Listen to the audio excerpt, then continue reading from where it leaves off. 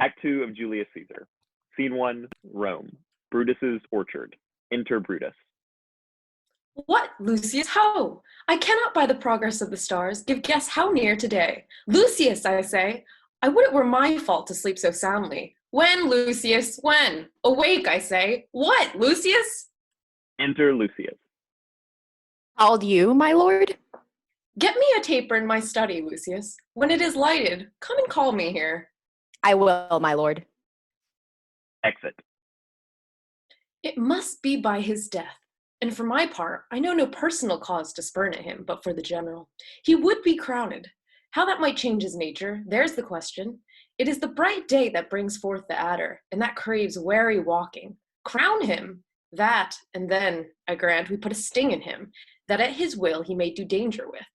The abuse of greatness is when it disjoins remorse from power, and, to speak truth of Caesar, I have not known when his affections swayed more than his reason, but 'tis a common proof that lowliness is young ambition's ladder, whereto the climber upward turns his face, but whence he at once attains the utmost round, he then unto the ladder turns his back, looks in the clouds, scorning the base degrees by which he did ascend.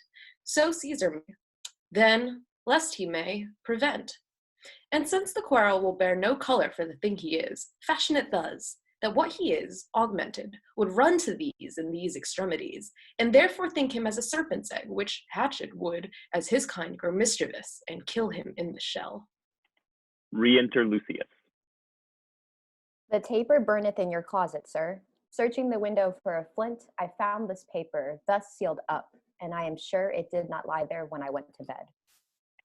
Gives him the letter. Get you to bed again. It is not day. Is not tomorrow, boy, the Ides of March? I know not, sir. Look in the calendar and bring me word. I will, sir. Exit. The exhalations whizzing in the air give so much light that I may read by them. Opens the letter and reads. Brutus, thou sleepest. Awake and see thyself. Shall Rome, etc. Speak, strike, redress. Brutus, thou sleepest, awake. Such instigations have often been dropped where I have took them up. Shall Rome, etc. Thus must I piece it out. Shall Rome stand under one man's awe? What, Rome? My ancestors did from the streets of Rome the Tarquin drive, when he was called a king. Speak, strike, redress. Am I entreated to speak and strike? O Rome, I make thee promise, if the redress will follow, thou receivest the full petition at the hand of Brutus. Re-enter Lucius. Sir, March is wasted 14 days. Knocking within. 'Tis good. Go to the gate. Somebody knocks. Enter Lucius. Since Cassius first did wet me against Caesar, I have not slept. Between the acting of a dreadful thing and the first motion, all the interim is like a phantasma or a hideous dream. The genius and the mortal instruments are then in council, and the state of man, like to a little kingdom, suffers then the nature of an insurrection. Re-enter Lucius. Sir, 'tis your brother Cassius at the door, who doth desire to see you. Is he alone? No, sir, there are more with him. Do you know them? No, sir, their hats are plucked about their ears, and half their faces buried in their cloaks, that by no means I may discover them by any mark of favor. Let him enter. Exit Lucius. They are the faction. Oh, conspiracy, shamest thou to show thy dangerous brow by night when evils are most free? Oh, then by day, where wilt thou find a cavern dark enough to mask thy monstrous visage? Seek none, conspiracy, hide it in smiles and affability. For if thou path thy native semblance on, not Erebus itself were dim enough to hide thee from prevention. Enter the conspirators. Cassius, Casca, Decius Brutus, Cinna, Metellus Cimber, and Trebonius. I think we are too bold upon your rest. Good morrow, Brutus. Do we trouble you? I have been up this hour, awake all night. Know I these men that come along with you? Yes, every man of them. And no man here but honors you. And everyone doth wish you had but that opinion of yourself which every noble Roman bears of you. This is Trebonius. He is welcome hither. This Decius Brutus, He is welcome too. this Casca, this Cinna, and this Metellus Cimber. They are all welcome. What watchful cares do interpose themselves betwixt your eyes and night? Shall I entreat a word? Brutus and Cassius whisper. Here lies the east. Doth not the day break here? No. Oh, pardon, sir, it doth. Yon grey lines that fret the clouds are messengers of day. You shall confess that you are both deceived. Here, as I point my sword, the sun arises, which is a great way growing on the south, weighing the youthful season of the year. Some 2 months hence up higher toward the north, he first presents his fire, and the high east stands as the capital directly here. Give me your hands all over, one by one. And let us swear our resolution. No, not an oath. If not the face of men, the sufferance of our souls, the time's abuse, if these be motives weak, break off betimes, and every man hence to his idle bed. So let high-sighted tyranny range on, till each man drop by lottery. But if these, as I am sure they do, bear fire enough to kindle cowards, and to steal with valor the melting spirits of women, then, countrymen, what need we any spur but our own cause to prick us to redress? What other bond than secret Romans that have spoke the word and will not palter? And what other oath than honesty to honesty engage that this shall be, or we will fall for it? Swear, priests and cowards and men cautelous, old feeble carrions and such suffering souls that welcome wrongs. Unto bad causes swear such creatures as men doubt. But do not stain the even virtue of our enterprise, nor the insuppressive metal of our spirits. To think that or our cause or our performance did need an oath, when every drop of blood that every Roman bears, and nobly bears, is guilty of a several bastardy, if he do break the smallest particle of any promise that hath passed from him. But what of Cicero? Shall we sound him? I think he will stand very strong with us. Let us not leave him out. No, by no means.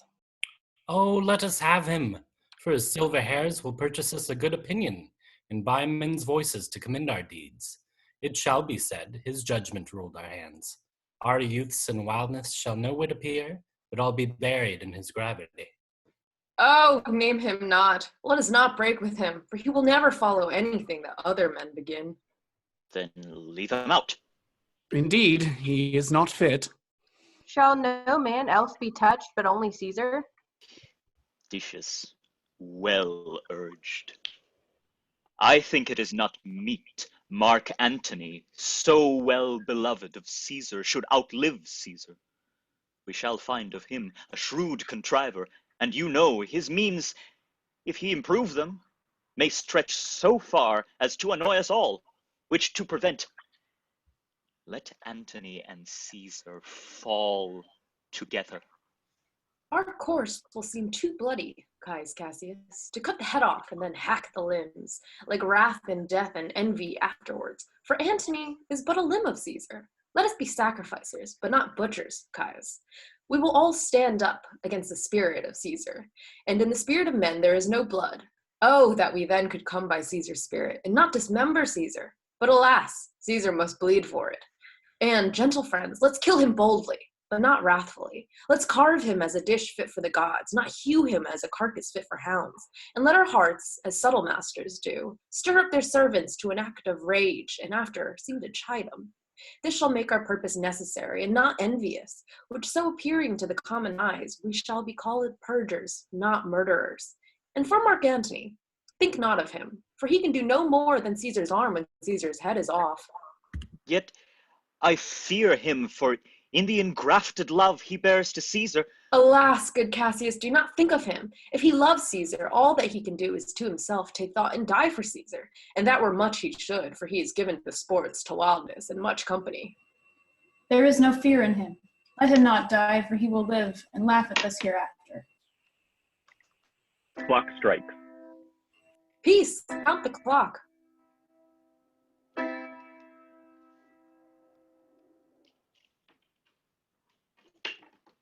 The clock has stricken 3. It is time to part. But it is doubtful yet.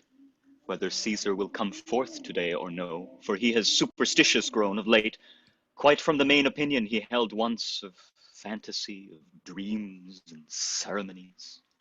It may be these apparent prodigies, the unaccustomed terror of this night, and the persuasion of his augurers may hold him from the capital today. Never fear that, if he be so resolved. I can oversway him, for he loves to hear that unicorns may be betrayed with trees, and bears with glasses, elephants with holes, lions with toils, and men with flatterers. But when I tell him he hates flatterers, he says he does, being then most flattered. Let me work, for I can give him his humor the true bent, and I will bring him to the capital. Nay, we will all of us be there to fetch him. By the 8th hour, is that the uttermost? Be the uttermost, and fail not then. Caius Ligarius dared Caesar hard, who rated him well for speaking well of Pompey. I wonder none of you have thought of him. Now, good Metellus, go along by him. He loves me well, and I have given him reasons. Send him but hither, and I'll fashion him. The morning comes upon us. We'll leave you, Brutus, and friends, disperse yourselves, but all remember what you have said, and show yourselves true Romans. Good gentlemen, look fresh and merrily. Let not our looks put on our purposes, but bear it as our Roman actors do, with untired spirits and formal constancy, and so good morrow to you, everyone. Exeunt all but Brutus. Boy! Lucius! Fast asleep? It is no matter, enjoy the honey-heavy dew of slumber. Thou hast no figures, nor no fantasies, which busy care draws in the brains of men. Therefore thou sleepest so sound. Enter Portia. Brutus, my lord! Brutus, my lord! Portia, what mean you? Wherefore rise you now? It is not for your health thus to commit your weak condition to the raw, cold morning. Not for yours neither. You've ungently, Brutus, stole from my bed, and yesternight at supper you suddenly arose and walked about, musing and sighing with your arms across, and when I asked you what the matter was, you stared upon me with ungentle looks. I urged further, and you scratched your head, and too impatiently stamped it with your foot. Yet I insisted. Yet you answered not, but with an angry wafture of your head, gave sign for me to leave you. So I did, fearing to strengthen that impatience, which seemed too much enkindled, and withal hoping it was but an effect of humor, which sometime hath his hour with every man. It would not let you eat, nor talk, nor sleep, and could it work so much upon your shape, as it hath much prevailed on your condition? I should not know you, Brutus. Dear my lord, make me acquainted with your cause of grief. I am not well in health, and that is all. Brutus, it is wise, and were he not in health, he would embrace the means to come by it. Why, so I do. Good Portia, go to bed. Is Brutus sick? And is it physical to walk unbraced and suck up the humors of the dank morning? What, is Brutus sick? And will he steal out of his wholesome bed to dare the vile contagion of the night, and tempt the rheumy and unpurged air to add to his sickness? No, my Brutus, you have some sick offense within your mind, which, by the right and virtue of my place, I ought to know of. And upon my knees I charm you, by my once commended beauty, by all your vows of love, and that great vow which did incorporate and make us one, that you unfold to me yourself, your half, why you are heavy, and what men tonight have had to resort to you. For here have been some 6 or 7 who did hide their faces, even from darkness. Kneel not, gentle Portia. I should not need if you were gentle, Brutus. Within the bond of marriage, tell me, Brutus, is it expected that I know no secrets that appertain to you? Am I yourself but, as it were, in sort of or limitation, to keep with you at meals, comfort your bed, and talk to you sometimes? Dwell I but in the suburbs of your good pleasure. Be no more, Portia is Brutus' harlot, not his wife. You are my true and honorable wife, as dear to me as are the ruddy drops that visit my sad heart. If this were true, then should I not know the secret? I grant I am a woman, but withal a woman that Lord Brutus took to wife. I grant I am a woman, but withal a woman well reputed, Cato's daughter. Think you I am no stronger than my sex, being so fathered and so husbanded? Tell me your counsels, I will not disclose them. I have made strong proof of my constancy, giving myself a voluntary wound here in the thigh. Can I bear that with patience? Not my husband's secrets? Oh, ye gods, render me worthy of this noble wife. Knocking within. Hark, hark! One knocks. Portia, go in a while, and by thy bosom shall partake the secrets of my heart. All my engagements I will construe to thee, all the charactery of my sad brows. Leave me with haste. Exit Portia. Lucius, who's that knocks? Re-enter Lucius with Ligarius. He is a sick man that would speak with you. Caius Ligarius, the Metellus spake of. Boy, stand aside. Caius Ligarius, how? Vouchsafe good morrow from a feeble tongue. Oh, what a time have you chose out, brave Caius, to wear a kerchief. Would you were not sick. I am not sick, if Brutus have in hand any exploit worthy the name of honor. Such an exploit have I in hand, Ligarius, had you a healthful ear to hear of it. By all the gods that Romans bow before, I here discard my sickness, soul of Rome, brave son derived from honorable loins. Thou, like an exorcist, hast conjured up my mortified spirit. Now bid me run, and I will strive with things impossible. Yea, get the better of them. What's to do? A piece of work that will make sick men whole. But are not some whole that we must make sick? That must we also. What it is, my Caius, I shall unfold to thee, as we are going to whom it must be done. Set on your foot, and with a heart new fired, I follow you. To do I know not what, but it sufficeth that Brutus leads me on. Follow me, then. Exeunt. Scene 2. Caesar's house. Thunder and lightning. Enter Caesar in his nightgown. Nor heaven nor earth have been at peace tonight. Thrice hath Calpurnia in her sleep cried out, Help! Ho! They murder Caesar! Who's within? Enter a servant. My lord?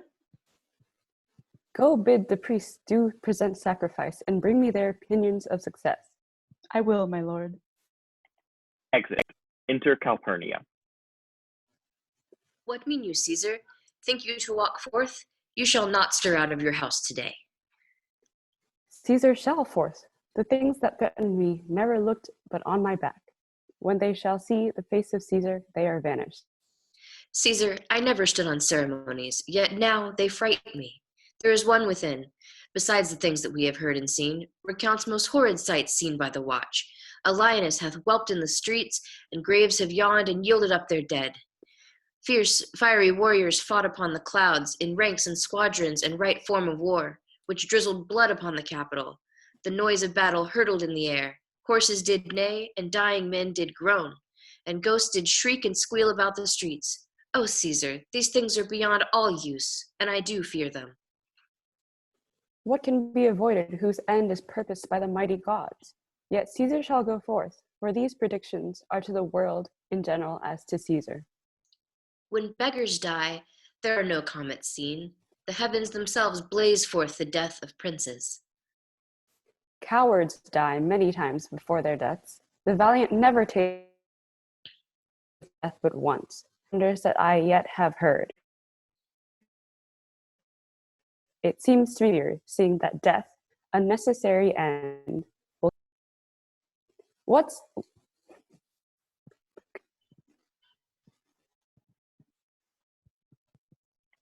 Re-enter servant. What say the augurers?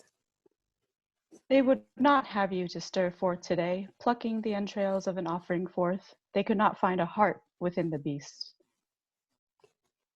The gods do this in shame of cowardice. Caesar should be a beast without a heart, if he should stay at home today for fear.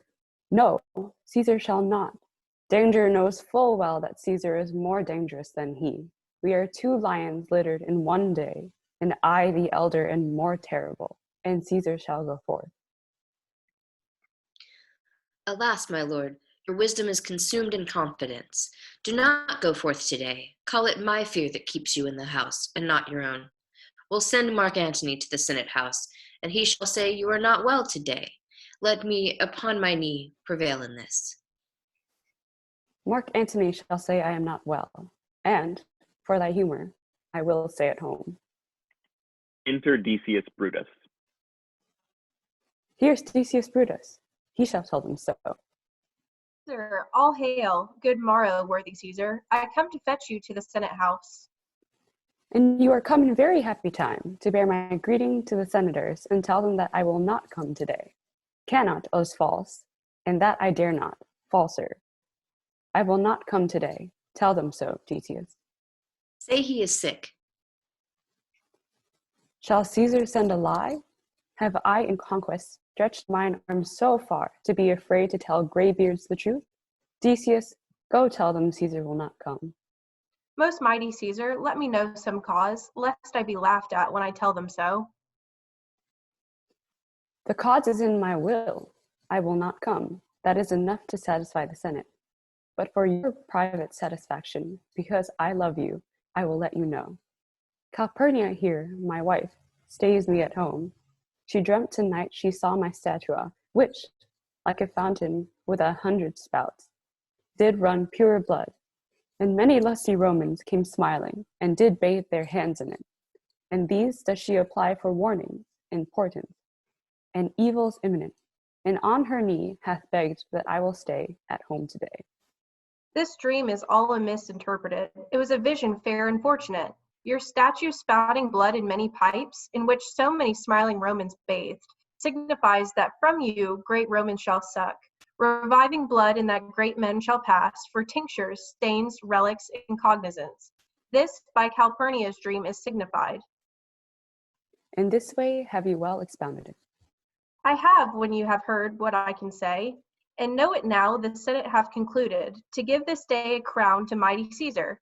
If you shall send them word you will not come, their minds may change. Besides, it were a mock, apt to be rendered for someone to say, break up the Senate till another time, when Caesar's wife shall meet with better dreams. If Caesar hide himself, shall they not whisper, Lo, Caesar is afraid?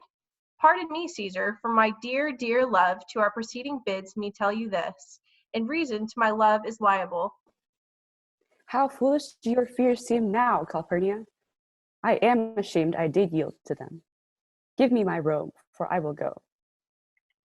Enter Publius, Brutus, Ligarius, Metellus, Casca, Trebonius, and Cinna. And look where Publius is come to fetch me.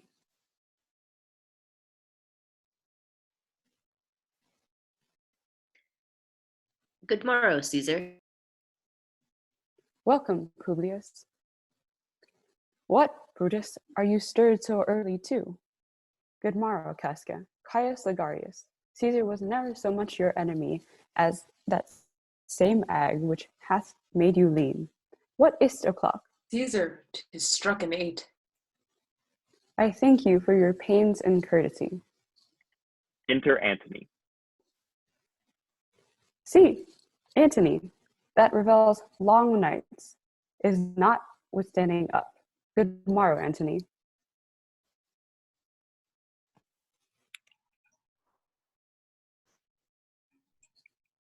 Oh, so too, most noble Caesar.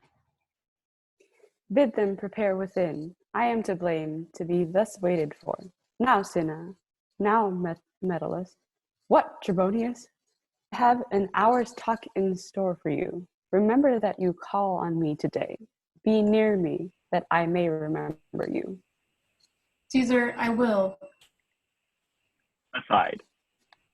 and so near will I be that your best friends shall wish I had been further.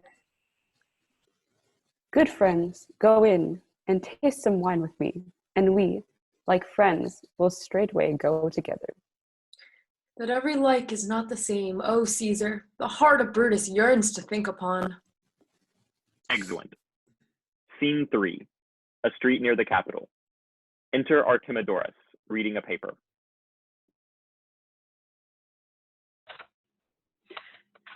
Caesar, beware of Brutus. Take heed of Cassius. Come not near Casca. have an eye to Cinna. Trust not Trebonius, mark well Metellus Thunder, Decius Brutus loves thee not. Thou hast wronged Caius Ligarius. There is but one mind in all these men, and it is bent against Caesar. If thou beest not immortal, look about you. Security gives way to conspiracy. The mighty gods defend thee. Thy lover, Artemidorus, here will I stand until Caesar pass along, and as a suitor will I give him this. My heart laments that virtue cannot live out of the teeth of emulation. If thou read this, O Caesar, thou mayest live. If not, the fates with traitors do contrive. Exit. Scene 4. Another part of the same street, before the house of Brutus. Enter Portia and Lucius. I prithee, boy, run to the Senate house. Stay not to answer me, but get thee gone. Why dost thou stay? To know my errand, madam. I would have had thee there, and here again, ere I can tell thee what is due there. O Constancy, be strong upon my side. Set a huge mountain between my heart and tongue. I have a man's mind, but a woman's might. How hard is it to keep counsel? Art thou here yet? Madam, what should I do? Run to the capital and nothing else? And so return to you and nothing else? Yes, bring me word, boy, if thy lord look well, for he went sickly forth. And take good note what Caesar doth, what suitors press to him. Hark, boy, what noise? I hear none, madam. Prithee, listen well. I heard a bustling rumor, like a fray, and the wind brings it from the capital. Sooth, madam, I hear nothing. Enter the soothsayer. Come here, though. Which way hast thou been? At mine own house, good lady. What is your clock? About the 9th hour, lady. Is Caesar yet gone to the capital? Madam, not yet. I go to take my stand to see him pass on the capital. Thou hast some suit to Caesar, hast thou not? That I have, lady. If it will please Caesar to be so good to Caesar as to hear me, I shall beseech him to befriend himself. Why, knowst thou any harms intended towards him? None that I know will be, but that I fear may chance. Good morrow to you. Here the street is narrow. The throng that follows Caesar at the heels, of senators, of praetors, of common suitors, will crowd a feeble man almost to death. I'll get me to a place more void, and there speak to great Caesar as he comes along. Exit. I must go in. Ay me, how weak a thing the heart of woman is. O Brutus, the heavens speed thee in thine enterprise. Sure the boy heard me. Brutus hath a suit that Caesar will not grant. Oh, I grow faint. Run, Lucius, and commend me to my lord. Say I am merry. Come to me again, and bring me word what he doth say to thee. Exeunt severally.